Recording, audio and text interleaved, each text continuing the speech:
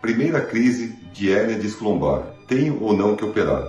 Vou responder essa pergunta no dia de hoje. Para conteúdos de coluna vertebral, das várias doenças, me sigam aqui no meu canal do YouTube. O que é uma hérnia de disco? A hérnia de disco é um pedaço do disco que se desloca e vai comprimir a estrutura nervosa. A dor que é causada por esse fragmento é por dois motivos. O disco tem substâncias que irritam o nervo, substâncias químicas que irritam o nervo, e o disco causa uma compressão, uma isquemia nessa raiz nervosa. Então, entendendo isso, na maioria dos casos, a gente não opera uma primeira crise de hérnia disco-lombar, 80% dos casos. Por quê? Porque a maioria das causas de dor, mesmo que dor forte, aguda, é devido ao gel que tem nesse disco que irrita a raiz nervosa, dando uma inflamação, uma irritabilidade, uma irritação química nessa raiz.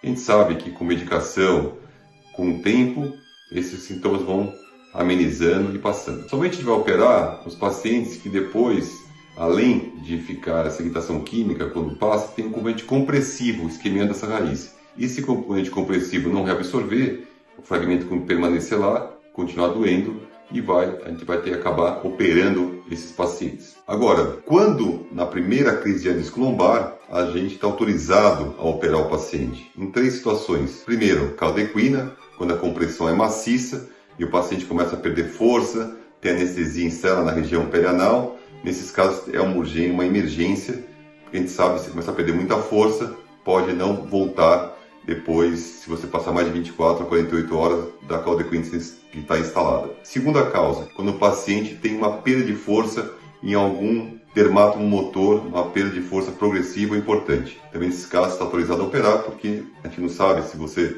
esperar muito, vai retornar ou não essa força motora, acaba perdendo essa força motora sem recuperar depois da crise passada, da compressão passada. E o terceiro caso que a gente opera na urgência, uma hérnia disco-lombar, na primeira crise de hérnia de disco, é o paciente que acaba tendo uma dor muito forte, internando quase com uma dor insuportável, se dá medicação, dá várias medicações, o paciente não melhora.